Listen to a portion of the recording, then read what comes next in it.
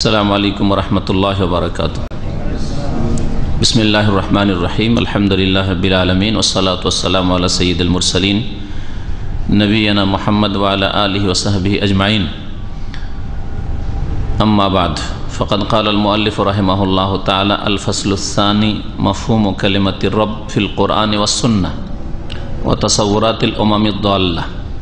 सम्मानित ब्रादारान इस्लाम, আল্লাহ পাক রব্বুল আলামিনের সমস্ত প্রশংসা যে আল্লাহ পাক আমাদের রব, আমাদের প্রতিপালক, যে আল্লাহ পাক রব্বুল আলামিন আমাদের রিজিকদাতা, আমাদের সৃষ্টিকর্তা, যে আল্লাহ পাক আমাদের রব, পালনকর্তা, ইবাদত বন্দেগীর হকদার একমাত্র তিনি। সালাত এবং সালাম নাজিল প্রিয় নবী মুহাম্মদুর রাসূলুল্লাহ সাল্লাল্লাহু আলাইহি সাল্লামের উপর, যিনি আল্লাহ পাকের পক্ষ থেকে, রব্বুল আলামিনের পক্ষ থেকে মানব জাতির উদ্দেশ্যে প্রেরিত রাসূল। আমাদের আজকের দর্শের বিষয়বস্তু হচ্ছে আকিদাতুত তাওহীদে আল্লাহ পাকের যে একটি নাম রব বা আর রব, এই রব শব্দের ভাবার্থ কোরআন সুন্নাহ কি এ সম্পর্কে, এবং এই রব সম্পর্কে যেগুলি বিভ্রান্ত জাতি, পথভ্রষ্ট গুমরাহ জাতি, তাদের কি ধারণা। লেখক বলছেন যে এ হচ্ছে দ্বিতীয় অধ্যায়, যাতে রব শব্দটির মাফহুম বা ব্যাখ্যা, ভাবার্থ ফিল কোরআনে ওয়াস সুন্নাহ, কোরআন এবং হাদিসে কি হতে পারে এই বিষয়টি আমি পেশ করব। কোরআনের আলোকে এবং রাসূলুল্লাহ সাল্লাল্লাহু আলাইহি ওয়াসাল্লামের হাদিসের আলোকে রব মানে কি, রবের তাৎপর্য কি, আর তাসাউরাতিল উমামিদ দাল্লাহ, আর যেসব পথভ্রষ্ট জাতি তাদের ধ্যান ধারণা কি রব সম্পর্কে, আল্লাহ পাক কে রব হিসাবে তারা জানে, মানে কতটুকু মানে, এবং তারা রবের অর্থ কি বুঝে। রব শব্দের শাব্দিক অর্থ প্রথম লেখক করেছেন, আর তারপরে তখন কোরআন কারীমের আয়াত পেশ করেছেন এই রব শব্দটি আল্লাহ ছাড়া অন্যকে বলা যেতে পারে কিনা, আর গেলেও তা শর্ত সাপেক্ষ নাকি এমনিতেই যে কোনো অবস্থায় বলা যেতে পারে, এই বিষয়গুলি উল্লেখ করেছেন প্রথম দিকে। বলছেন যে আর রব্ব ফিল আসলে মাসদারু রাব্বা ইয়ারুব্ব বেমানা নাশা আশাইয়া। রব আসল অর্থে এটি উদ্ভূত বা এর জন্ম হচ্ছে রাব্বা ইয়ারুব্বু ফেল থেকে। রাব্বা ইয়ারুব্বু তারবিয়াতান, এর মানে হচ্ছে লালন পালন করা, প্রতিপালন করা, এ হচ্ছে এ রব শব্দটির থেকে। এর মানে হচ্ছে নাশা আশাই, কোনো কিছুকে বাড়ানো, কোনো কিছুর প্রতিপালন, প্রতিপালনে বাড়ানো হয়। প্রতিপালন মানে কি? বাড়ানো হয়, তাই না? ছেলে মেয়েদের লালন পালন কেন বলে? ছোট ছিল, দুর্বল ছিল, ধীরে ধীরে ধীরে ধীরে ধীরে বাড়াইলেন, এই অর্থটা পাওয়া যায়। এই জন্য ছেলে মেয়েদের লালন পালন বা ছেলে মেয়েদের প্রতিপালন, এসব শব্দ আমরা বলে থাকি। তো রব শব্দটির অর্থ হচ্ছে নাশা আশাই মিন হালিন ইলা হালিন ইলা হালিত তামাম, কোনো কিছুকে লালন পালন করা, কোনো কিছুকে বাড়ানো এক অবস্থা থেকে আর এক অবস্থা পর্যন্ত, এইভাবে বাড়াতে বাড়াতে এলা হালিত তামাম, পূর্ণাঙ্গ অবস্থা পর্যন্ত পৌঁছে দেওয়া, এর নাম হচ্ছে তারবিয়ত, এর নাম হচ্ছে প্রতিপালন। এক অবস্থা থেকে ধীরে ধীরে তার উপর দিকে নিয়ে যাওয়া, নিয়ে যেতে যেতে তার পূর্ণতা পর্যন্ত পৌঁছিয়ে দেওয়া, এটা হচ্ছে রব শব্দের বা রব্বা ইয়ারুব্বু শব্দের অর্থ। ইউকালু, আরবরা বলে থাকে রব্বাহু ওয়া রব্বাহু ওয়া রব্বাবাহু, এই তিন রকম ভাবে বলে থাকে। রব্বাহু তাকে লালন পালন করলো, ও রব্বাহু আলিফ দিয়েও বলে থাকে তারা, রব্বাবাহু বলে থাকে ডবল বা, মানে তাসদীদের বা তো আছে, তারপর অতিরিক্ত আরেক বা দিয়েও বলে থাকে। ফালাফজু রব মাসদার, বলছেন যে এই রব শব্দটি তাহলে মাসদার শব্দ, কিন্তু মাসদার হলেও, মাসদার মানে এমন একটা শব্দ যে শব্দ থেকে ফেলগুলি বের হয়। যেমন নাসারা মানে সাহায্য করা, নাসারা ফেল অতীতকাল, ইয়ানসুরু বর্তমান বা ভবিষ্যৎকাল, ইয়ানসুরু মুজারে, এর মাসদার হচ্ছে নাসরান বা নুসরাতান। নুসরাত বা নাসর এটা হচ্ছে মাসদার, মানে এ নাসর বা নুসরাত শব্দ থেকে নাসারা, ইয়ানসুরু, নাসের, মানসুর এই শব্দগুলি মাজি, মুজারে, ইসিম ফাইল, ইসিম মফুল এগুলি এর উৎপত্তি, এটাকে মাসদার বলা হয়। মাসদারের শাব্দিক অর্থ হচ্ছে উৎস, বাংলাতে উৎস। উৎস মানে যেখান থেকে কোনো কিছু বেরোয়। মাছের উৎস হচ্ছে পুকুর বা নদী, সাগর। তো ওই রকমই বিভিন্ন সেগাফ, fail, eSIM file, মফুল, eSIM Tafzil ইত্যাদি এসব বিভিন্ন ফর্মগুলি, সেগাগুলি বের হওয়ার উৎস হচ্ছে মাসদার। জারাবা আদরেবো জারবান, জারাবা সে মেরেছে, আদরেবো আমি মারবো, জারেবুন মারনেওয়ালা, মাজরুব যাকে মারা হয়েছে, এই সমস্ত শব্দগুলি বেরিয়েছে দারব শব্দ থেকে। দারবুন মাসদার, মাসদার মানে উৎস, দারবুন থেকে সবগুলি বেরিয়েছে। মাসদারের মানে কি হয়? করার অর্থ হয়। জারবুন মানে মারা, প্রহার করা। জারাবা মানে সে মেরেছে, ইয়াদের মানে সে মারতেছে অথবা মারবে। জারেবুন মানে মারনেওয়ালা, আর দারবুন মানে মারা, ওই কাজটি। দারবুন মানে মারা, যেমন আকলুন মানে খাওয়া, তাই না?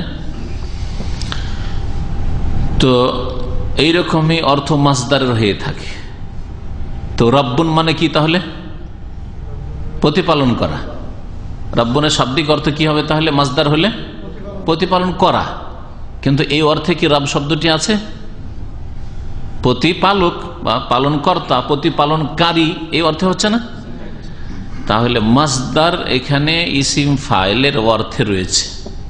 এটা আরবি ভাষায় অনেক সময় মাসদার নিয়ে আসে, করা, বলা, মারা, এই শব্দ নিয়ে আসার পরে দারবুন নিয়ে আসে দারেবুনের অর্থে, কাতলুন কাতেলুনের অর্থে আসে, কখনো কখনো ইসিম মফউল মকতুলের অর্থে আসে। তো এটা মাসদার হলেও মুস্তাআরুন লিল ফাইল, ফাইলের জন্য একে ধার করা হয়েছে, ফাইলের অর্থ বহন করে। তা রব্বুন মানে শাব্দিক অর্থ হচ্ছে প্রতিপালন করা, কিন্তু ওর ভাব অর্থ হচ্ছে যে, বা ব্যবহারিক অর্থ হচ্ছে যে অর্থে ব্যবহার হয়েছে কোরআন হাদিস, সেটা হচ্ছে প্রতিপালনকারী, পালনকর্তা। ওয়ালা ইউকালু আর-রাব বিল ইতলাক ইল্লা লিল্লাহি তাআলা আল মুতাকাফফিল বিমা ইউসলিহুল মওজুদাত। আর আর-রাব শব্দটি ঢালাহারে বা এমনিতেই আল্লাহ ছাড়া অন্যের জন্য বলা যাবে না। ওয়ালা ইউকালু আর-রাব, আর-রাব শব্দটি বলা যাবে না বিল ইতলাক মানে ব্যাপকভাবে, ইল্লা লিল্লাহি তাআলা একমাত্র মহান আল্লাহর জন্য বলা যাবে। আল্লাহ ছাড়া অন্যের জন্য রব শব্দটি বলা যাবে না। রব মানে মনিবকে অর্থ তো নিতে পারে, তাই না? তারপরে বাপ মা লালন পালন করছে, কেউ তো বাপকে রব বলতে পারে। মালিক চাকর নকরের দেখাশোনা করছে, আর রোজি রিজিকের ব্যবস্থা দিচ্ছে, মাসিক বেতন দিচ্ছে ইত্যাদি, তাই বলে কি এইরকমই শাসক দেশ পরিচালনা করছে, তো রব বলা যাবে? এইভাবে ঢালাহারে বলা যাবে না, কিন্তু বিশেষভাবে বলা যাবে, সেটা পরে বলছে। তাহলে আল ইতলাক মানে এইভাবে সরাসরি বিনা কোনো শর্ত লাগিয়ে এমনিতে রব শব্দটি আল্লাহ ছাড়া অন্যের জন্য বলা যাবে না, একমাত্র সেই আল্লাহ পাকের জন্য বা মহান আল্লাহর জন্য বলা যাবে। আল মুতাকাফফিল বিমা ইউসলিহুল মওজুদাত, যেই সত্তা, যে আল্লাহ পাক রব্বুল আলামিন পৃথিবীর সমস্ত সৃষ্টির সবকিছুর তিনি সুষ্ঠুভাবে পরিচালনা করেন।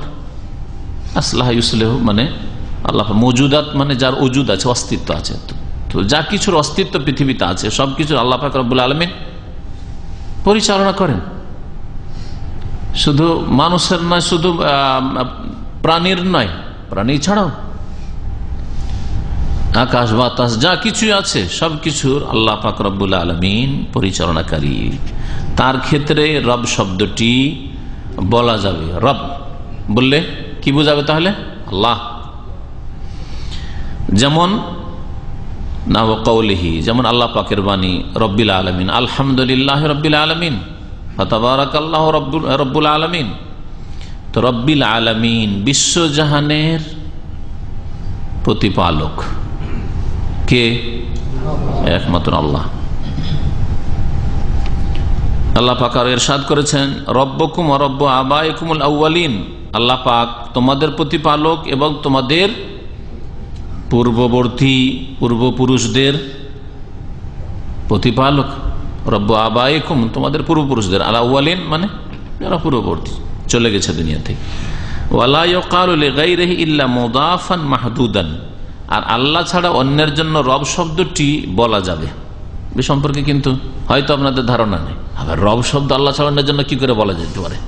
বলা যাবে, কিন্তু কিভাবে?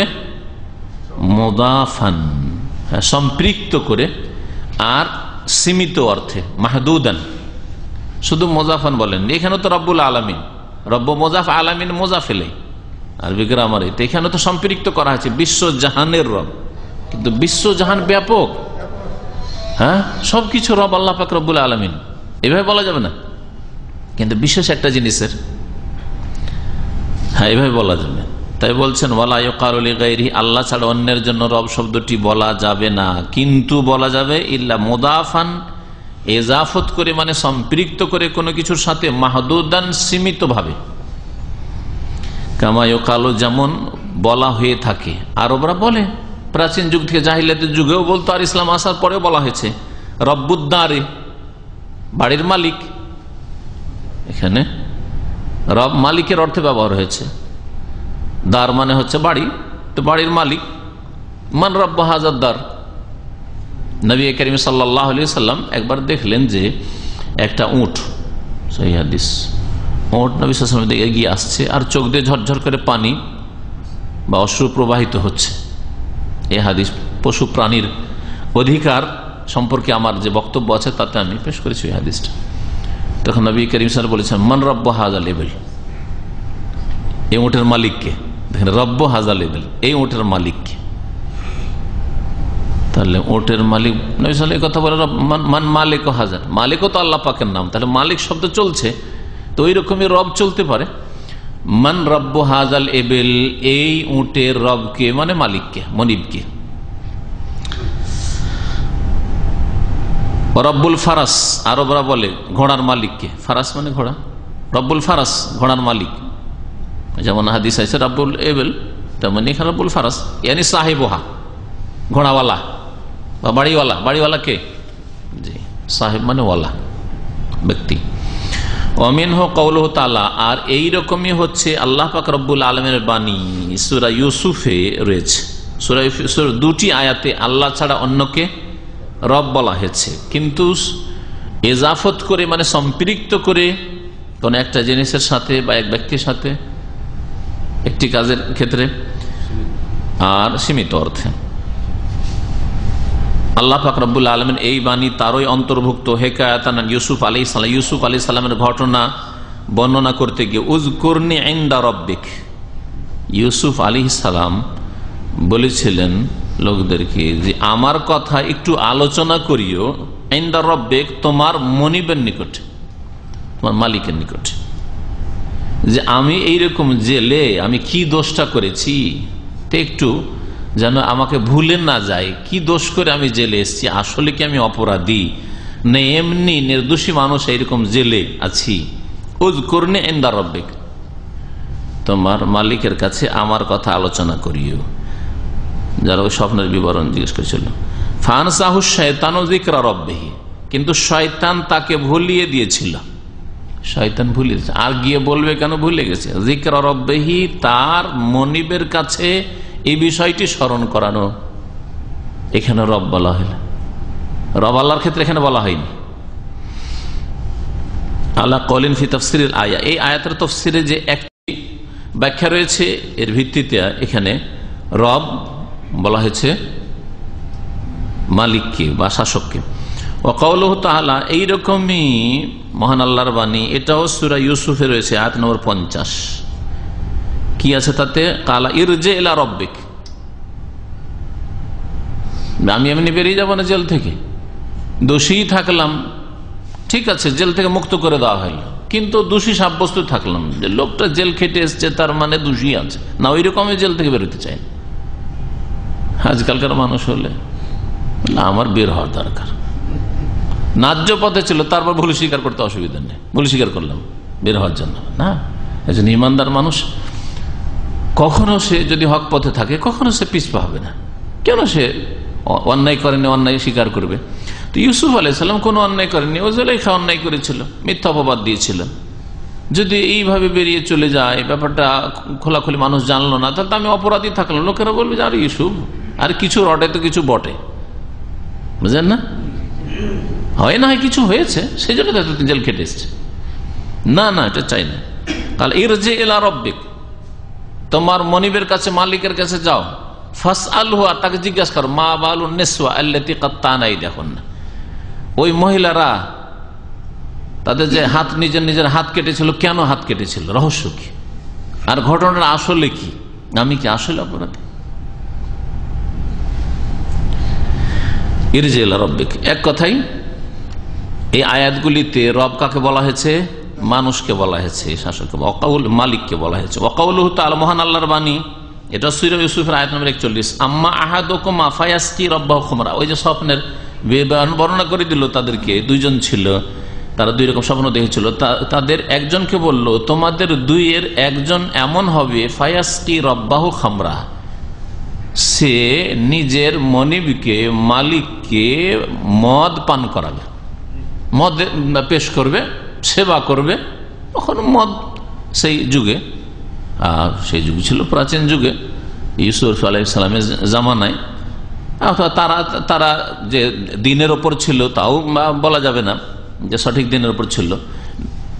আর আজকাল মুসলিম নাম ধরে মুসলিমরা যদি দুটো পয়সা হলে মদখোর হয়, তাহলে তারা তো মুসলিম ছিল না, হ্যাঁ, তারা হয়তো মুমিনই ছিল না, মুশরিক ছিল। আম্মা আহাদুকুমা ফায়াসকি রাব্বাহু খামরা, তোমাদের দুইজনের একজন এমন হবে যে তার স্বপ্নের বিবরণ হচ্ছে যে সে নিজের মনিবকে কি করবে? মদ পান করাবে। আর আরেকজন কে ছিল? ওর স্বপ্নের বিবরণ কি ছিল বলতে পারেন? ও আম্মাল আখার ফায়ুসলাম, আরেকজনকে সরিয়ে দেওয়া হয়। সুবহানাল্লাহ। অনেক সময় বাহ্যিক স্বপ্ন দেখে কিছু বোঝা যায় না, বাহ্যিক স্বপ্নে মনে হচ্ছে স্বপ্নটা তো ভালো, কিন্তু বিবরণ খারাপ হয়তো। অনেক সময় স্বপ্ন বাহ্যিক খুব খারাপ লাগছে, কিন্তু স্বপ্নের বিবরণ হয়তো তাৎপর্য, তাবির হয়তো ভালো আছে, হইতে পারে। এই জন্য স্বপ্নের বিষয়টি যে এমন একটা সূক্ষ্ম বিষয়, যেটা হয়তো একটা দিক দেখে যারা এই বিষয়ে গভীর জ্ঞান রাখে, ওই একটা দিক দেখে, একটা লক্ষণ দেখে স্বপ্নের বিবরণ পেশ করে, সেটা ঠিক হয়। আর যারা স্বপ্নের বিবরণ সম্পর্কে বুঝে না, খামাখাতে বাড়াবাড়ি বলা ঠিক নাই। সান্ত্বনা দেন, কেউ যদি এরকম স্বপ্ন, সান্ত্বনা দেন। আর যদি স্বপ্ন দেখে থাকেন আপনি, আর খারাপ লাগে, তো কারো কাছে বর্ণনাও করবেন না, যেমন নবী সাল্লাল্লাহু আলাইহি ওয়াসাল্লাম নিষেধ করেছেন। স্বপ্ন যদি খারাপ মনে হয় তাহলে কারো কাছে বয়ান করবেন না, কারণ স্বপ্ন বিবরণ বয়ান করলে, স্বপ্নের ঘটনা উল্লেখ করলে, আলোচনা করলে অনেক সময় ঘটে যায়। এই জন্য যাতে না ঘটে, আল্লাহর কাছে অনিষ্ট থেকে আশ্রয় কামনা করেন, পানা চান, আল্লাহ তুমি হেফাজত করো, মনে মনে রাখেন, কাউকে বলিনি। আর ভালো স্বপ্ন যদি দেখেন তখন বর্ণনা করতে হবে, যাকে তাকে না। ওয়ালা ইউহাদ্দিস বিহি ইল্লা হাবিবান আও লাবিবান, আপনজনকে, প্রিয় ব্যক্তি যে যদি স্বপ্নের তাবির জানে, বিবরণ জানে তো বয়ান করবে, আর যদি না জানে তো খামখায় উল্টো পাল্টা যে সে বয়ান করে তোমাকে কষ্টে ফেলবে না, টেনশনে ফেলবে না। আর না হলে জ্ঞানী লোককে বলো, আলেমকে বলো, যে অভিজ্ঞ বুঝে, তাহলে সে তোমাকে স্বপ্নের একটা উল্টো বিবরণ দিয়ে তোমাকে পেরেশান করার অসৎ নিয়ত রাখবে না, জানলে বলবে, আর না হইলে তোমাকে সান্ত্বনা দিবে। ওয়াকালা সাল্লাল্লাহু আলাইহি ওয়া দাল্লাতিল ইবলি, আর নবী করিম সাল্লাল্লাহু আলাইহি ওয়াসাল্লামের হাদিসে রয়েছে হারিয়ে যাওয়া উট সম্পর্কে। উট যদি হারিয়ে যায় তো উটকে ধরা যাবে বা বাড়িতে উঠিয়ে নেওয়া যাবে? আর ছাগল যদি হারিয়ে যায়? হ্যাঁ, নেওয়া যাবে। কারণ ছাগল হয় তোমার জন্য, আর না হলে নেকড়ে বাঘের জন্য বলেছেন। তুমি যদি উঠিয়ে বাড়িতে না যাও, ছাগল রাত্রে মাঠে চড়ছে, আর যদি বলেন ছাগল কার, ছাগল অসুবিধা নেই, মালিকের বাড়ি চলে যাবে, রাত অন্ধকার হয়ে গেছে হয়তো, অথবা মরুভূমিতে আছে, কোনো মানুষজন দেখতে পান না, তাহলে যদি উঠিয়ে নিয়ে না নিয়ে যান তাহলে নেকড়ে বাঘ নিয়ে যাবে, বিশেষ করে এক দুটো থাকলে। হ্যাঁ, পাল থাকলে আপনার কথা, নেকড়ে বাঘ খুব কাপুরুষ কিন্তু, জানি কিনা, ও পাল দেখলে আসবে না, পাল দেখে, বকরির পাল দেখলেও আসবে না। এই জন্য বলা হয়েছে যে দল থেকে জামাত বলা হয়েছে, এটা হয় এর জামাত, নামাজের জামাত, একা একা নামাজ পড়বে না। ফাইন নামাইয়া কলুজেব আল কাসিয়া, কারণ নেকড়ে বাঘ বকরির পাল থেকে বকরি নেওয়ার সাহস করে না, এত দুর্বল মনের, এত কাপুরুষ। আল কাসিয়া মানে আশাতুল বাইদা, যদি মানে কি বলে যেটাকে পাল ছাড়া, যেটাকে বলে একা যদি কোনো বকরিকে পায়, পাল ছাড়া বকরি ছাগল পায়, তাহলে ধরবে আর না হলে ধরবে। আল কাসিয়া মানে আল বাইদা, দূরে আছে পাল থেকে, এইরকম বকরি ছাগলকে ধরতে পারে। তুমি যদি ওই রকমের নামাজ না মসজিদে পড়ো, ঘরে পড়ো, তাহলে তোমাকে ইবলিস নেকড়েতে কাপুরুষ ভালো মানুষকে ধরা সাহস করবে না, চেষ্টা করবে, কিন্তু যখন নিরাশ হয়ে যাবে ওর পিছনে বেশ পড়বে, বিভিন্ন রাস্তা দিয়ে আসার চেষ্টা করবে ভালো মানুষের কাছে, কোন রাস্তা দিয়ে ঢুকা যায় এর মধ্যে। এই জন্য সবসময় শয়তানের যে রাস্তাগুলি রয়েছে ওগুলিকে বন্ধ রাখতে হবে জীবনে। আর আরেকটা জামাত হচ্ছে সরকারি জামাত, ইসলামিক সরকার কোরআন সুন্নাহর বাস্তবায়ন করে, ইসলামী আইনের বাস্তবায়ন করে, তাহলে এই জামাতকে বোঝানো হয়েছে।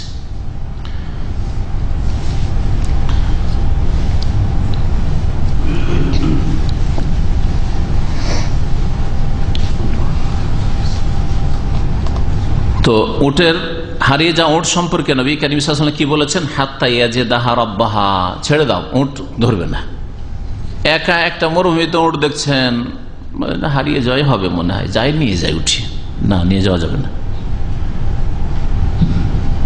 ছেড়ে দাও ওকে। হাত্তা ইয়াজিদাহা রাব্বাহা, যতক্ষণ পর্যন্ত তার মালিক মানে উটের মালিক ওকে না পেয়ে যায়। উট চড়তে থাকবে, ঘুরতে থাকবে, ফিরতে মালিক খুঁজে নেবে। মানে এই এত বড় জানোয়ারকে, এত বড় পশুকে নেকড়ে বাঘে খেতে আসবে না। সেই জন্য হারিয়ে যাওয়া উটের অজুহাতে উটকে ধরে নিয়ে চলে আসবেন আপনি বাড়িতে, এটা চলবে না। নবী কারীম সাল্লাল্লাহু আলাইহি ওয়াসাল্লাম হাদিস মাসলা জানা ছিল, হারিয়ে যাওয়া বস্তু তো উঠানো যাবে, হ্যাঁ, হারামের যদি হয় তাহলে ওই ব্যক্তি শুধু উঠাবে যে ব্যক্তি চিরকাল ঘোষণা করতে পারবে, নিজে ব্যবহার কখনো করা যাবে না, এটাও জেনে রাখতে হবে। উটকে বাড়িতে উঠিয়ে নিয়ে আসা যাবে না। যাই হোক, আসল বিষয়ের দিকে যায়। আমাদের আসল বিষয়বস্তু কি? রব শব্দটি আল্লাহ ছাড়া অন্যের ক্ষেত্রে বলা যাবে শর্ত সাপেক্ষ, ইজাফত করে মানে সম্পৃক্ত করে কোন বস্তুর সাথে, যেমন বাড়ির রব, বাড়ির মালিক রব্বুল ফারাস, হ্যাঁ, উটের মালিক, ঠিক না? ওই যে রব্বাহু এখানে এসছে, এর যে এরা রব্বে কা, তোমার রব, হ্যাঁ, কিন্তু ব্যাপক হারে রব্বুল আলামিন, হ্যাঁ, বিশ্বজগতের রব একমাত্র আল্লাহ। সীমিত অর্থে সম্পৃক্ত করে বলা যাবে।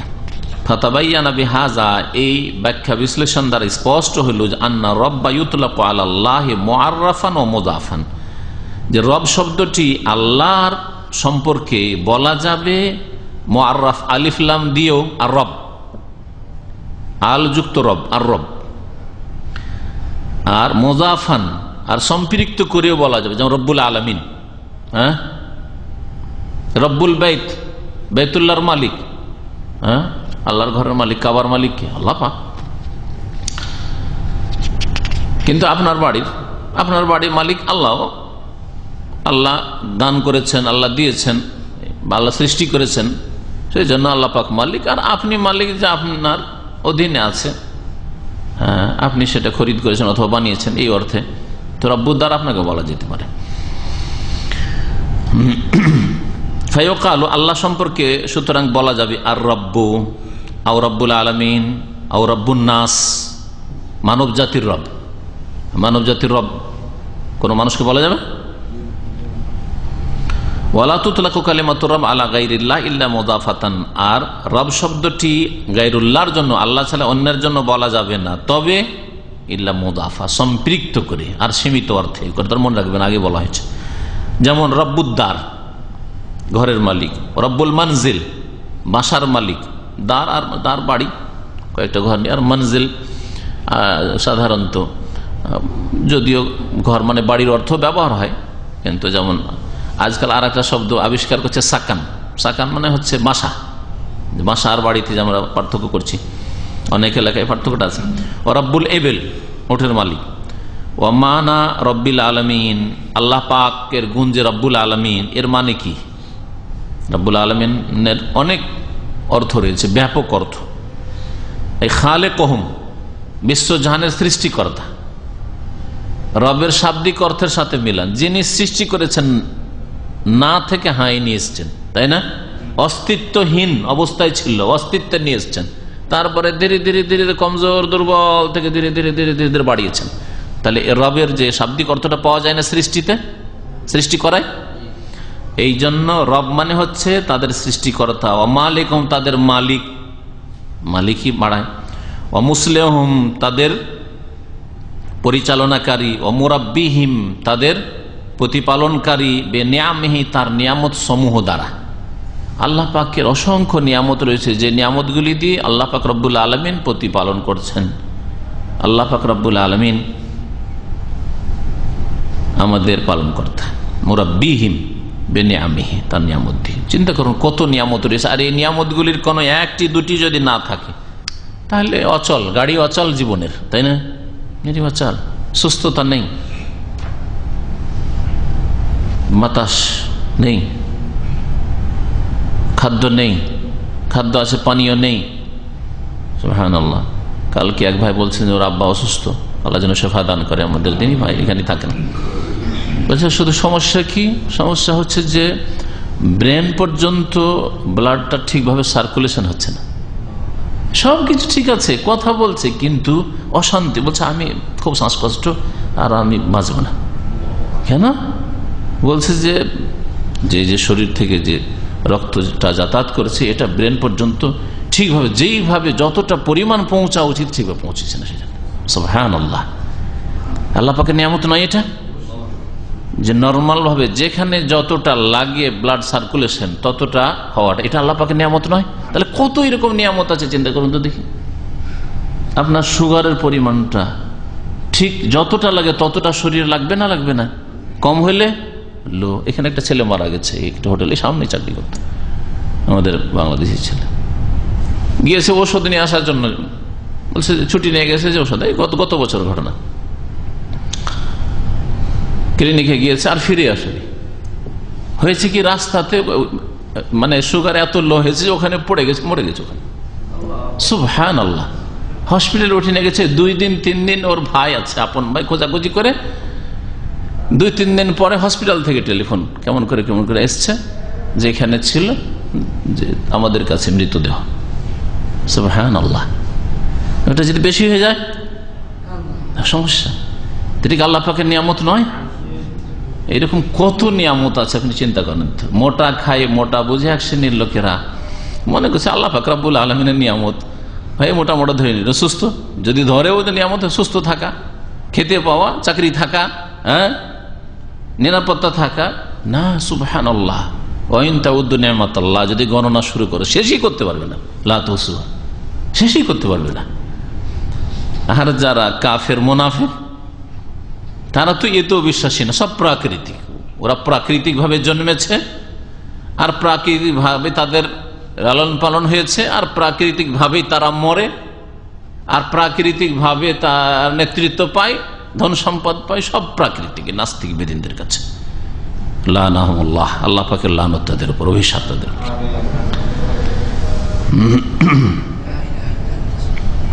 এক বেদিন নাস্তিক নাকি লিখেছে যে কম্পিউটারের যুগে, উটের যুগের কোরআন কার কম্পিউটারের যুগে চলে।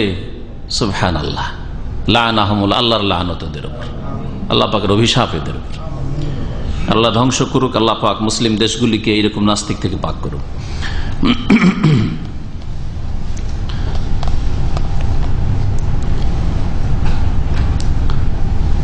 আল্লাহ পাক অসংখ্য নিয়ামত দিয়ে মানুষের লালন পালন করেন। তবে এরসালে রসুলিহি, আত্মা রসুল দিয়ে এই বিষয়টিকে মানুষ নিয়ামতই মনে করে না। অথচ এই দেহ যদি ঈমান হারা হয়, সৎকর্ম নেক আমল ছাড়া হয়, তাহলে পশুর চাইতে নিকৃষ্ট জীবন, পশুর চাইতে নিকৃষ্ট জীবন। কাল আনআম বাল হুম আদাল, চতুষ্পদ জন্তুর মতো, বরং এর চাইতে নিকৃষ্ট, খারাপ। আরে পেশাব পায়খানাতে যেসব কীট পতঙ্গ থাকে, পোকা থাকে, ওগুলোর চাইতে নিকৃষ্ট আল্লাহ বলেছেন। যদি আল্লাহর সাথে, রবের সাথে সম্পর্ক না থাকে বান্দার।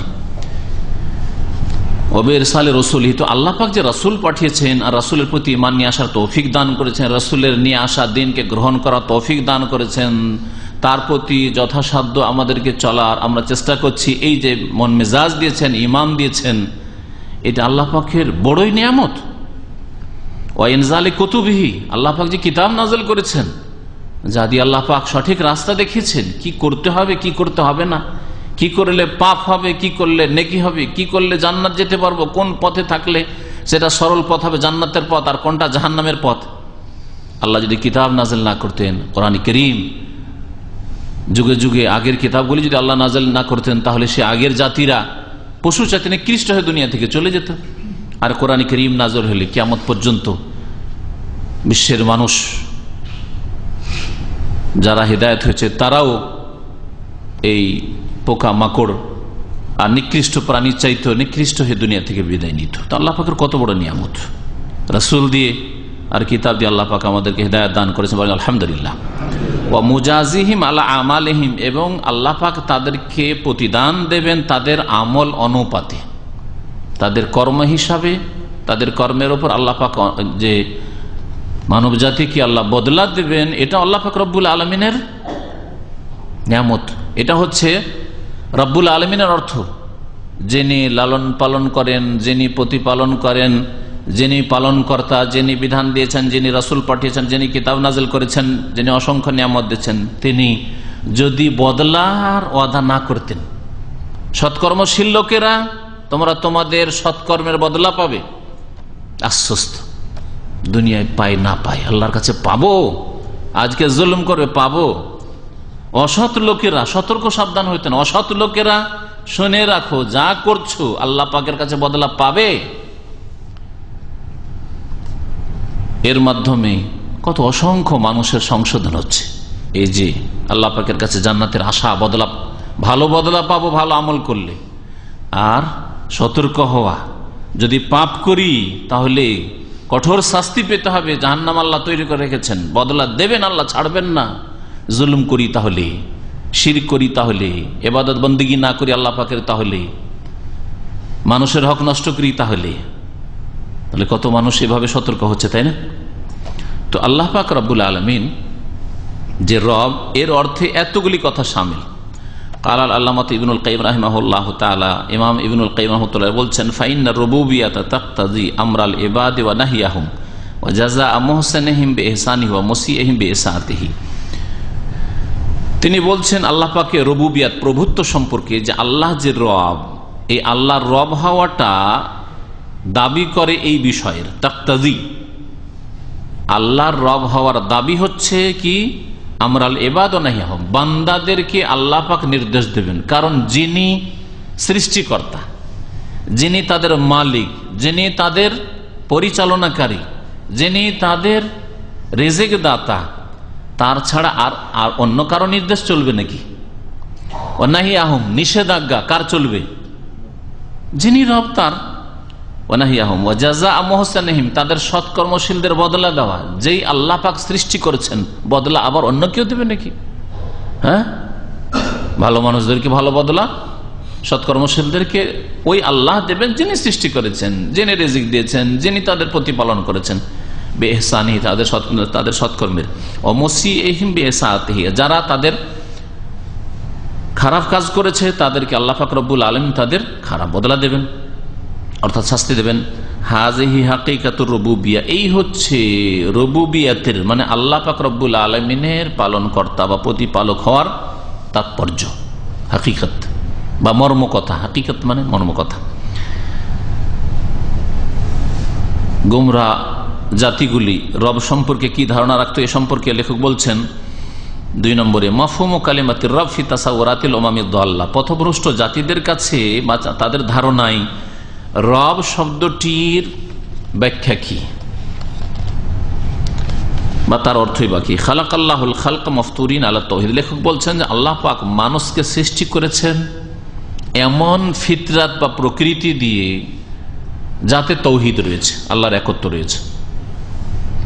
ওয়া মারিফাতির রব আল খালেক সুবহানাহু, এবং আল্লাহ পাক মানুষকে এমন প্রকৃতির ওপর সৃষ্টি করেছেন যে মানুষ রব যিনি সৃষ্টিকর্তা তাকে চিনতে পারে, এই প্রকৃতি দেওয়া আছে। তাহলে দুটো কথা বললেন, একটা হচ্ছে যে তৌহিদ আল্লাহর একত্ব এটা মানুষের প্রকৃতিতে আছে, আল্লাহ এক,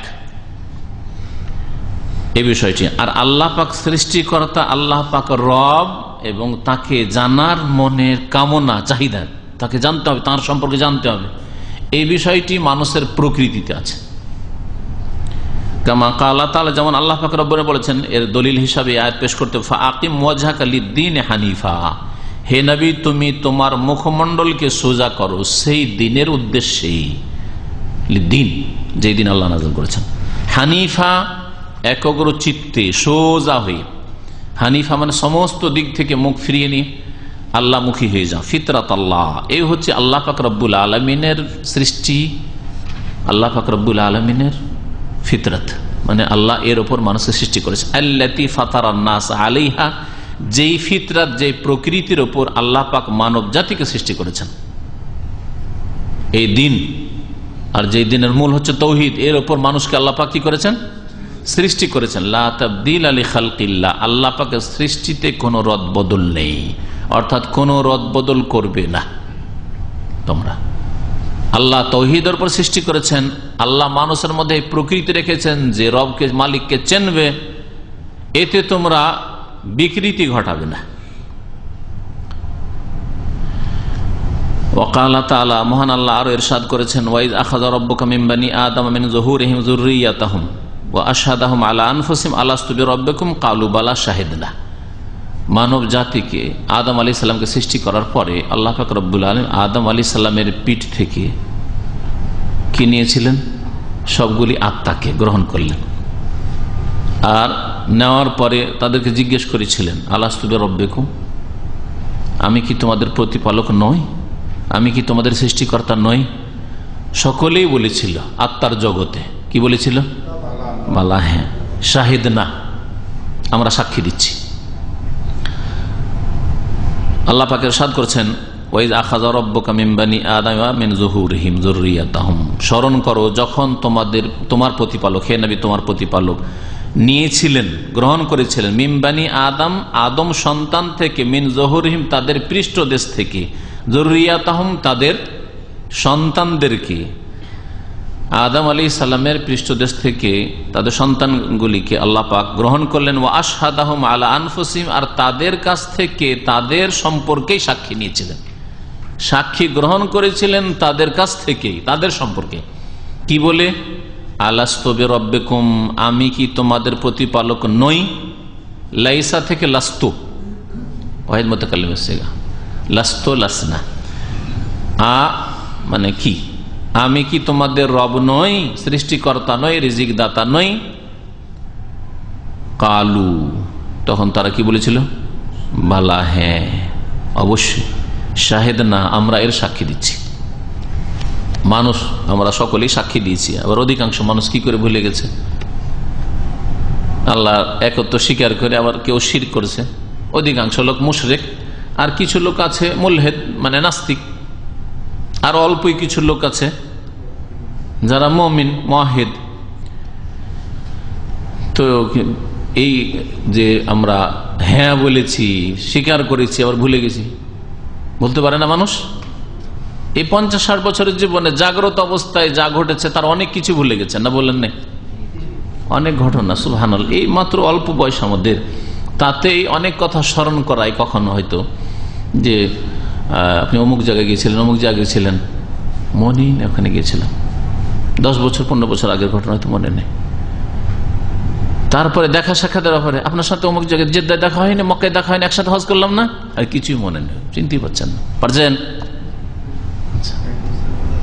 হ্যাঁ হ্যাঁ হ্যাঁ, কয়েক মাসের মধ্যে, গত সপ্তাহে দেখা হয়েছে, ভুলে গেছেন, বলেন না? স্বপ্নের কথা, আর একটা উদাহরণ দিই, স্বপ্নের কথা। অনেক স্বপ্ন ভুলে যান না, রাত্রে স্বপ্ন দেখেছেন, মজার মজার স্বপ্ন, মাঝে মাঝে এরকম হয়। এত সুন্দর স্বপ্ন দেখেছি, ঘুম থেকে ওঠার পর খুব ভালো লাগছে, নিজেকে খুব ভালো লাগছে, কিন্তু কি যে স্বপ্ন দেখেছি বলতে পারবো না। হয় না আপনাদের হয় না, শুধু আমারই হয়? সুবহানাল্লাহ, এক একদিন এরকম হয়। আবার কখনো কখনো মনে থাকে, যা যা স্বপ্ন দেখেছি কখনো মনে থাকে, কখনো আবার আধা আধি মনে থাকে, কিছু মনে আছে কিছু মনে নেই, এরকম হয়। সুবহানাল্লাহ। তাই যদি হয় যে স্বপ্নের কথা মনে থাকে না, জাগ্রত অবস্থায় অনেক কিছু ঘটেছে তা মনে থাকে না, ভুলে যান, তাহলে সেই আলামুল আরওয়াহ, রুহের জগতের কথা, কখনকার কথা, সেটা মনে থাকা নাও থাকতে পারে, নেই মনে নেই। আর আল্লাহ পাক রব্বুল আলামিন যে যাজা দেবেন বা সাজা দেবেন, মানলে আল্লাহ উত্তম প্রতিদান দেবেন, না মানলে সাজা দেবেন, এমনিতে আল্লাহ দেবেন না। সেদিন আল্লাহ বলছেন, ওমা কুন্না মুআযযিবিন হাত্তা নাবাসা রাসূলা, আমি আযাব শাস্তি দেব না যতক্ষণ পর্যন্ত রাসূল না পাঠাবো, আর রাসূল পাঠিয়ে স্মরণ না করে যে তোমাদের আহাদ চুক্তির কথা। ওয়াইন মিন উম্মাতিন ইল্লা খালা ফিহা নাযির, এই জন্য যে কোনো সম্প্রদায় জাতিতে আল্লাহ পাক সতর্ককারী নবী রাসূল পাঠিয়েছেন, স্মরণ করিয়ে দিয়েছেন। সুতরাং অজুহাত শেষ হয়ে গেছে, ওজর নেই। মানুষের প্রকৃতিতে তৌহিদ আছে, এ কথা বলতে গিয়ে ওলামায়ে কেরামরা লিখেছেন, লেখক সামনের দিকে একটু ইঙ্গিত দিয়ে করেছেন, যে একজন মানুষকে যদি জন্মের সাথে সাথে কোনো দ্বীপে রেখে চলে আসে, তাহলে সে কখনো মুশরিক হবে না। কখনো একা যদি থাকে, সে কখনো মুশরিক হবে না। তার ফিতরাতে তৌহিদ আছে। তার ফিতরাত বলবে যে এমন কোন শক্তি আছে যে শক্তি আমার হেফাজত করতে পারে এখানে, যেখানে কেউ নেই আমার। এটা হচ্ছে তৌহিদ। তাহলে মুশরিক, কেউ মূর্তি পূজা, কেউ কবর পূজা, কেউ মাজার পূজা, কেউ আর কিছু, সূর্য পূজা, চন্দ্র পূজা, আগুন পূজা, এইসব কেন হইল? পরিবেশ খারাপ, সেই জন্য মুশরিকানা পরিবেশ। যে যেখানে চোখ খুলেছে, বড় হয়েছে, ওখানে শিরক কুফরি পেয়েছে, নাস্তিকতা পেয়েছে, বেদিন বিধর্মিতা পেয়েছে, বেনামাজিয়া পেয়েছে, সেই জন্য সেই পথে চলে গেছে।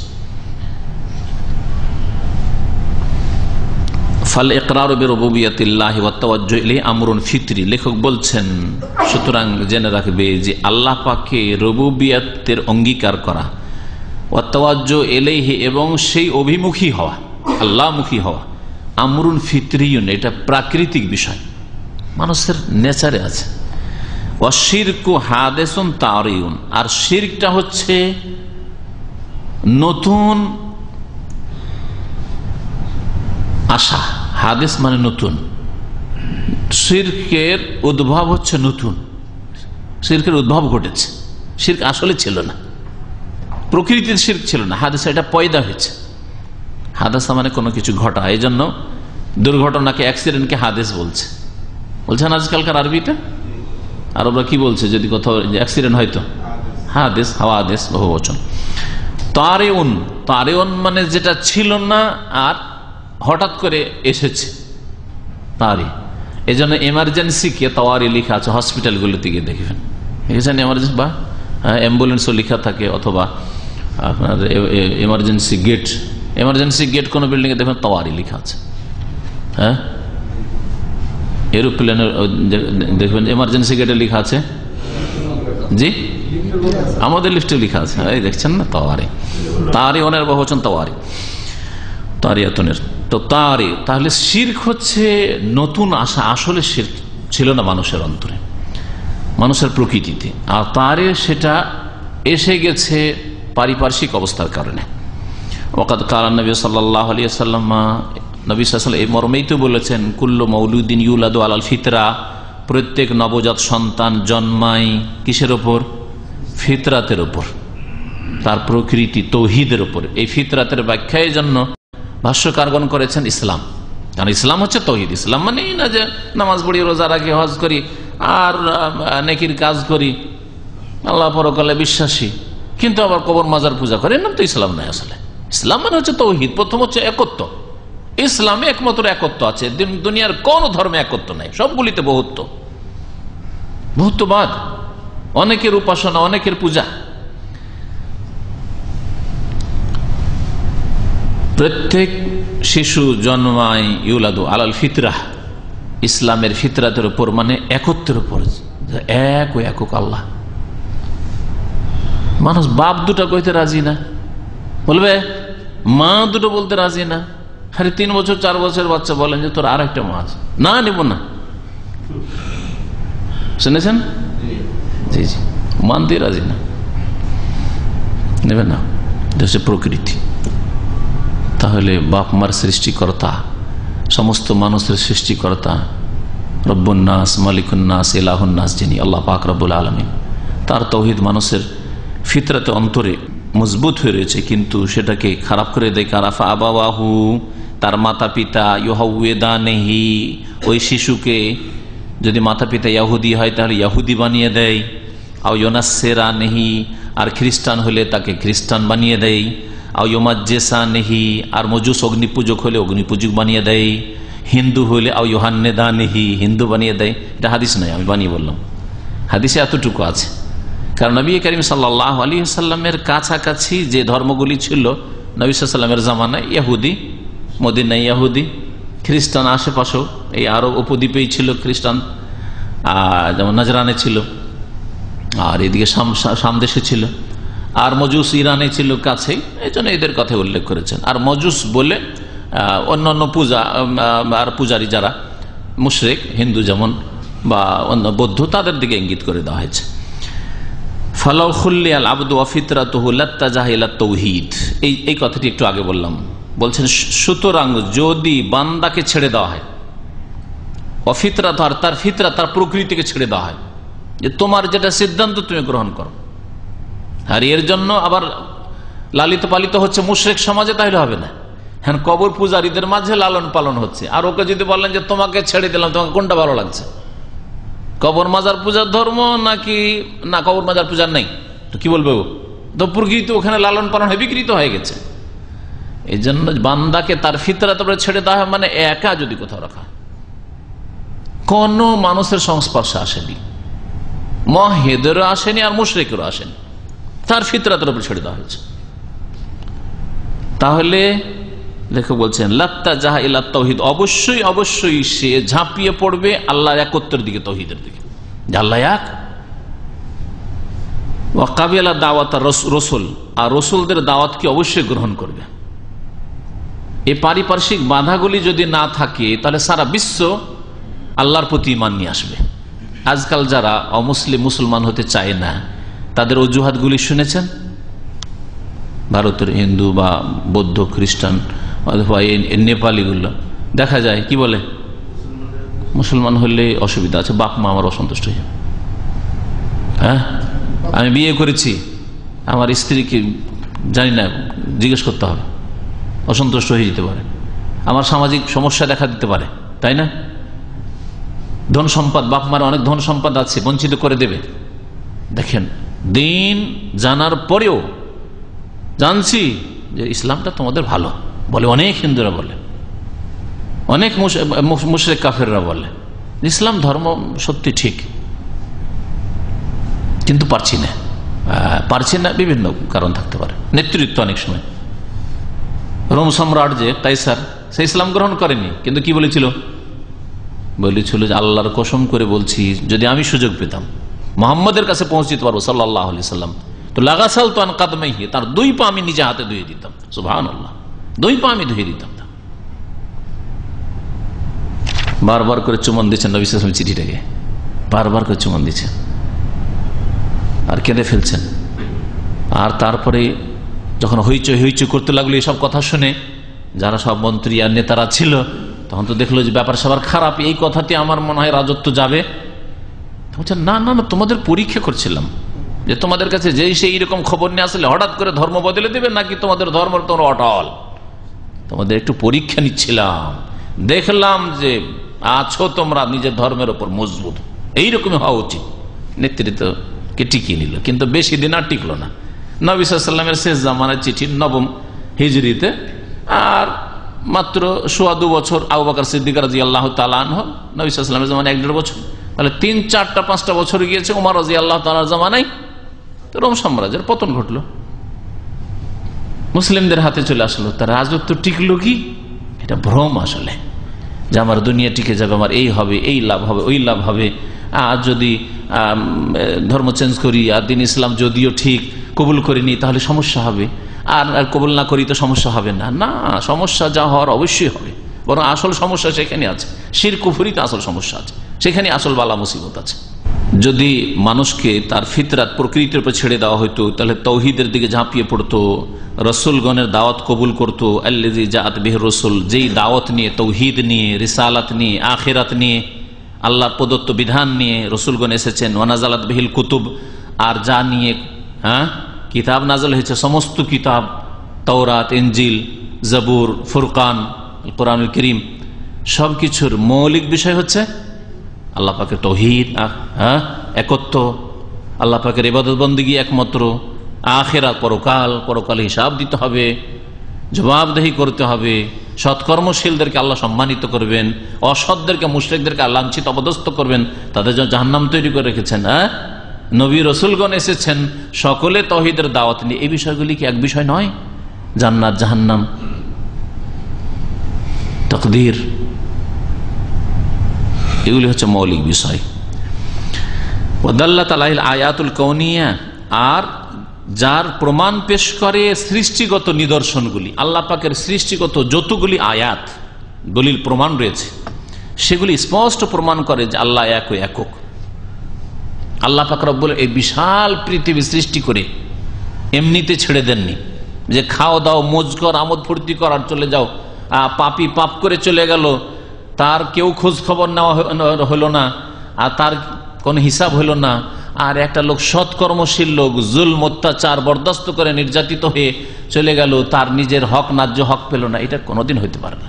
এমন একটা দিন হবে যেই দিন মজলুম নির্যাতিত মানুষ তার ন্যায্য হক পাবে, ভোগবিলাসী পাপিষ্ঠ গুনাহগার তার শাস্তি পাবে, যারা সীমা লঙ্ঘন বাড়াবাড়ি করেছে। এটা মানুষের যুক্তিও বলে, আল্লাহ পাকের বিধান তো বলেই, আম্বিয়া রসুলগণ তো বলেছেন, কোরআনে কারীমে তো আছেই, কিন্তু মানুষের যুক্তিও বলে।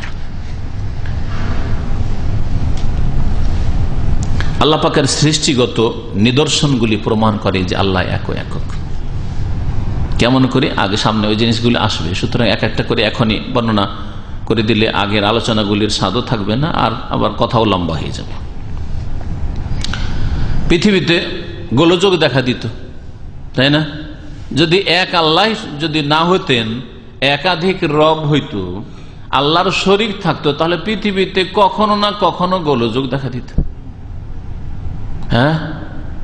আরে বিশ্বযুদ্ধ, এই মানব জাতির কয়দিনের ইতিহাসে যদি বিশ্বযুদ্ধ হয়, আর ছোটখাটো বা বড় ধরনের বিভিন্ন যুদ্ধ হয়েছে, তাহলে এই আসমান জমিনের ইতিহাসে, পাহাড় পর্বতের ইতিহাসে, সাগর মহাসাগর নদী নালার ইতিহাসে এরকম কোন যুদ্ধ হইতো না? 2 আল্লাহতে, 3 আল্লাহতে? যদি একাধিক আল্লাহ রব হইতেন তাহলে না, এক আল্লাহ আছেন, এই জন্য কোন রকমের এইরকম গোলযোগ দেখা যায় না। ওয়ালাকিন্না তারবিয়াতাল মুনহারিফা ওয়াল বিআতাল মুলহিদা হুমাল্লাতানে তুগাইয়িরান ইত্তিজাহাল মাউলুদ, তবে বাঁকা তরবিয়ত, বাঁকা তরবিয়ত মানে লালন পালনটা ঠিকভাবে হয়নি, ছেলে বা মেয়ের লালন পালনটা ঠিকভাবে হয়নি। অল বিয়াতুল মুলহিদা, আর বেদিন পরিবেশ, বিয়াতুন মানে যেটাকে বলা হয় পরিবেশ, তো বেদিন পরিবেশ। একটা ছেলে অথবা মেয়ে তরবিয়ত পেয়েছে কিন্তু বক্র পথের তরবিয়ত, ছোট থেকে দেখেছে মাকে যে কাপড় পরে, তো এত টাইট কাপড়, এতটা। আজকালকার পশ্চিমা চরিত্রের মহিলারা যাদেরকে দুবাই দেখে এলাম, সুবহানাল্লাহ, আল্লাহ পাক এই চোখের অনিচ্ছাকৃত গুনাহ মাফ করে, আল্লাহ পাক মাফ করে, সুবহানাল্লাহ। রাস্তায় গাড়িতে চলছি, আর রাস্তাতে কারো ঘরেও দেখতে যায়নি, না জানালা দিয়ে না কারো কিছু দিয়ে, যদি রাস্তাতে অবস্থায় থাকে জাঙ্গিয়ার মতো একটা হাফ প্যান্ট পরে, বাচ্চা কোলে করে, আর ছোট্ট একটা গেঞ্জি যেটা ব্রেসিয়ার চাইতে একটু বড়। এটা হলো পশ্চিমা সভ্যতা, যেটা মুসলিম দেশে চলে এসছে। এটাকে বলা হচ্ছে স্বাধীনতা। ঠিক ওই বাচ্চাটা দেখছে না, একটা ঘটনা শুধু বর্ণনা করেছে, এই দৃশ্য এইরকম অবস্থা, বাচ্চা করে। ওই বাচ্চাটা তো ছোট থেকে দেখছে যে আমার মা কতটা পরে এইদিকে আধা হাত আর ওই দিকে আধা হাত, তাহলে ওই বাচ্চাকে লম্বা কাপড় দিলে পরবে? এটার নাম হচ্ছে আর তারবিয়াতুল মুনহারিফা, বক্র তরবিয়ত, বক্র লালন পালন, বাঁকা করেই ওর লালন পালন হয়েছে। কথা বলতে গিয়ে মনে পড়ে গেল এক ভাইয়ের কথা। আমার বিয়েতে এক ভাই তার ওয়াইফকে নিয়ে, বন্ধু মানুষ, বিয়ে খেতে এসছে। বিয়ে খাওয়া বলেন তো না, বিয়ে খেতে এসছে, 25 বছর আগের ঘটনা, 1988। কিন্তু তার স্ত্রী বোরকা পরে না, শাড়ি পরে এসছে। দেখলাম বন্ধু মানুষ আর আমার বাড়ি বিয়ে খেতে এসছে, তো আলহামদুলিল্লাহ তখন আমার কাছে একটা বোরকা অতিরিক্ত ছিল দেওয়ার মতো, একটা বোরখা দিয়ে দিলাম। যা ঠিক আছে, ভাইয়ের ওয়াইফকে একটা বোরখা দিয়ে দিতাম, বিয়ে খেতে এসলে কিছু দিতে হয়, ওরাও দেয়, এদেরকে দিতে হয়, তাই না? একটা বোরখা দিয়ে দিলাম। বোরখাটা পরে এখন, কারণ আমার বাড়িতে আর বোরখা পেয়েছে, ও বাড়িতে পড়ুক আর না পড়ুক, আমার বাড়ি থেকে তো পরে যেতেই হবে, হাদিয়া দেওয়া হয়েছে, বোরখা পরে যেতে হবে। বোরখাটা পরেছে, তখন ওর মেয়েটার বয়স ছিল 3 বছর অথবা 4 বছর। আর মেয়েটা কি চিল্লাতে শুরু করলো আমার চোখের সামনে, বোরখা পড়তে দেবে না মা, তুমি কি পরলে, এটা পড়তে দেবো না তোমাকে, ছিঁড়া ছিঁড়ি করে শেষ পর্যন্ত এমন জিদ করা শুরু করলো যে পারলো না। ওই মহিলা ওই এর কাছে, বাচ্চার কাছে, মেয়েটির ছোট যে মেয়েটি 3-4 বছরের, ওর কাছে শির নত করলো, বোরখা খুলে ফেললো। জি বাচ্চা বোরখা পরে আর রাস্তায় যেতে দেবে না ওকে। বাস্তব ঘটনা বলছি। এর নাম হচ্ছে ফিতরাতকে বিকৃত করা, তরবিয়ত ভালো না হওয়া। জীবনে মাকে দেখেনি বাড়িতে, 3-4 বছরের মধ্যে বোরখা পরতে, আর হঠাৎ কি পড়লে তুমি? সুবহানাল্লাহ। এইরকম বাস্তব জীবনে কত ঘটনা আছে খারাপ তরবিয়তের, অসৎ তরবিয়তের। আজকাল এক শ্রেণীর বাপরা ছেলে মেয়েকে বলছে, টেলিফোন উঠিয়ে নিয়েছে বাচ্চা, আর বাচ্চা তো সত্য কথা বলবে, তাই না? উঠিয়ে নিয়ে তাকে বাপের দিকে, মায়ের দিকে বলছে বল নেই, বল নেই। আরে এক শ্রেণীর আরবিরা এই কাজ করছে।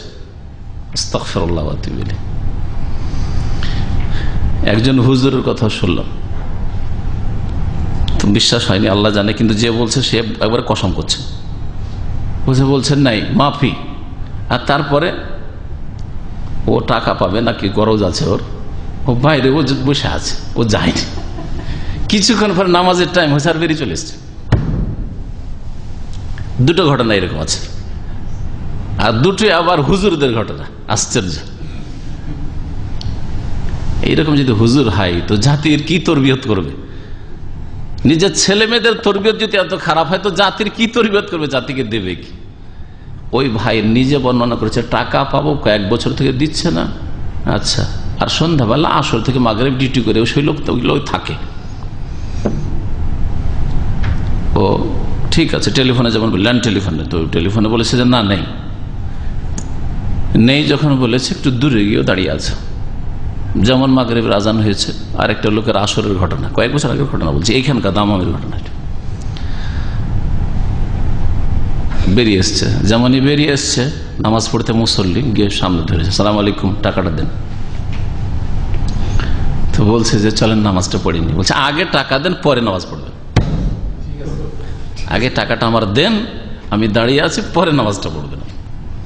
সুবহানাল্লাহ। একটা ঘটনা উপমহাদেশের ঘটনা, একটা এখানকার ঘটনা। আল্লাহ হিদায়াত করে, আল্লাহ হিদায়াত করে। তো এইরকম যদি তোর, আচ্ছা ওই ছেলেটা কি শিখলো বলেন, যেটা বলতে চাইছি যে এরকম বলতে হয়, কারণ আমার আব্বা এরকম বলিয়েছে, আমার আম্মা এরকম বলিয়েছে। হ্যাঁ, সুবহানাল্লাহ।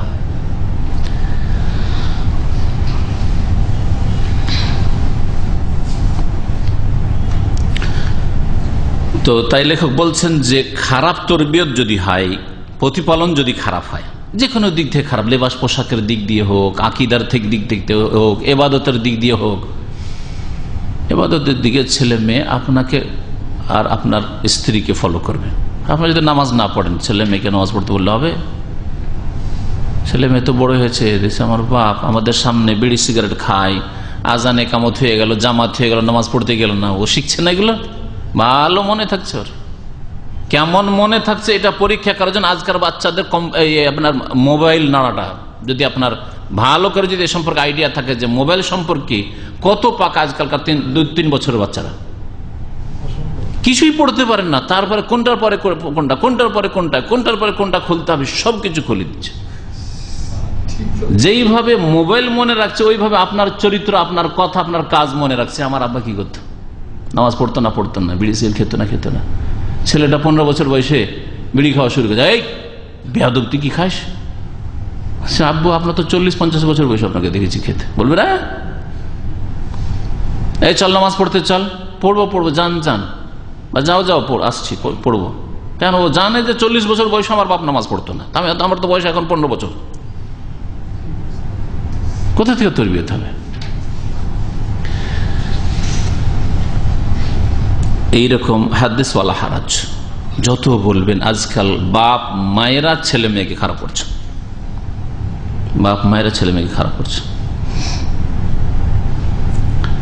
অধিকাংশ ক্ষেত্রে, অল্প কিছু বাপ মা ছাড়া, ইল্লামান রাহিমাল্লাহ। ওয়াল বিয়াতুল মুলহিদা, বেদিন পরিবেশ, বাড়িতে হয় বেদিন পরিবেশ, বাপ মায়ের কেউ নাস্তিক অথবা মুশরিক, কবর মাজার পূজারী, বেনামাজি, বেদিন, আল্লাহ পরকাল ওই সব কোনো চিন্তা তাদের ছিল না, বাড়ি থেকে ওটা শিখেছে। আর না হলে গ্রামে শিখেছে, গ্রামে ছেলেদের সাথে যেসব ছেলেদের সাথে ঘুরেছে, আর না হলে স্কুলে গিয়ে শিখেছে, স্কুলে টিচার ওই নাস্তিকের কাছে পড়েছে, কলেজ ইউনিভার্সিটিতে গিয়ে পড়েছে। তো কলেজ ইউনিভার্সিটি থেকে কি বেরিয়ে আসবে? অধিকাংশ যদি নাস্তিক প্রফেসর হয়, বেদিন কবর মাজার পূজারী যদি লেকচারার হয়, ইসলামিক স্টাডিজে পড়াশোনা করছে কবর পূজারীর কাছে, বেরেলভির কাছে, কি শিখে আসবে বলেন দেখি? বিদাতি সুফির কাছে কি শিখে আসবে? এক আমার বন্ধু ইউনিভার্সিটিতে পড়াশোনা করতো, পরিচিত মানুষ, প্রথম দিকে মাদ্রাসায় পড়াশোনা করে ইউনিভার্সিটিতে গেছে। বলছে যে ওদের সিনিয়র প্রফেসর যে ইসলামিক স্টাডিজের, বলছে যে আমি ইসলামিক স্টাডি সব স্টাডি করলাম, করার পরে দেখলাম যে এই সুফিবাদের তরিকাটা ঠিক আছে, অনেক কিছুই দেখলাম, তারপরে দেখলাম যে এই তরিকাটাই ঠিক আছে। এটা যদি কলেজ ইউনিভার্সিটিতে প্রফেসরের কাছে তরবিয়ত পাই, তাহলে সেখানে কি করে সে মুআহিদ হবে? তার প্রকৃতিকে বিকৃত করে দিল, হয় বাড়িতেই, না হয় গ্রামে, সমাজ যেটাকে বলা হয় সোসাইটি, আর না হলে স্কুলে গিয়ে, কলেজ ইউনিভার্সিটিতে গিয়ে। যার ফলে মুসলিম দেশগুলিতে বহু নাস্তিক জন্মে গেছে, সেকুলার বেদিন জন্মে গেছে, আর মুশরিক জন্মে গেছে। তাওহীদ নেই, আল্লাহ পাকের একত্ব নেই, পরকাল থেকে গাফেলেরা। ওয়াল বিয়াতুল মুলহিদা মানে বেদিন পরিবেশ, হুমাল্লাতানে তুগাইয়িরান ইত্তিজাহাল মাউদুদ, এই দুটো জিনিস, হয় তরবিয়ত হয়েছে, প্রতিপালন হয়েছে কিন্তু খারাপ প্রতিপালন, আর না হলে বেদিন পরিবেশ পেয়েছে, যার ফলে এই দুটো জিনিস একটা নবজাত শিশুর বা একটা বালকের তার যেটা ই ছিল, কি বললাম, ও সময় অনেক হয়েছে, পানি লাগবে না, যে মুড ছিল সেই মুডটাকে উল্টো করে দিয়েছে। যেদিকে সে যাচ্ছিল অর্থাৎ তৌহিদের দিকে যেত, সেখান থেকে তাকে ফিরিয়ে দিয়েছে। অমিন সাম্মা ইউকাল্লিদুল আওলাদু আবাহুম ফি দালালাতি ওয়াল ইনহিরাফ, এই জন্য দেখা যায় যে সন্তানরা বাপ দাদা পূর্বপুরুষদের অন্ধ অনুকরণ করে গুমরাহির ক্ষেত্রে আর বক্রতার ক্ষেত্রে। বাপ মা গুমরাহ ছিল, তাই ছেলে মেয়েরা গুমরাহ। বাপ মা ফাসেক পাপিষ্ট ছিল, তাই ছেলে মেয়েরা পাপিষ্ট। বাপ মা নামাজ শিখায়নি, দিন শিখায়নি, সেই জন্য নামাজের কোনো গুরুত্ব নেই তাদের কাছে। অনেক সময় হয়ে গেছে, সুতরাং এখানে রাখি। আল্লাহ পাক রব্বুল আলামিন যেন আমাদের নিজেদেরকে সংশোধন করার তৌফিক দান করেন, আর ছেলে মেয়েদের কোরআন সুন্নাহ ভিত্তিক প্রতিপালন তৌফিক দান করেন। তৌহিদের ওপর, নেক আমলের ওপর আল্লাহ পাক রব্বুল আলামিন ছেলে মেয়েদের লালন পালনের তৌফিক দান করেন। আল্লাহ পাক রব্বুল আলামিন আমাদেরকে শিরক বিদআত থেকে সতর্ক থাকার তৌফিক যেন দান করেন। ছেলে মেয়েদেরকে, পরিবারকে, বংশধরকে, দেশবাসীকে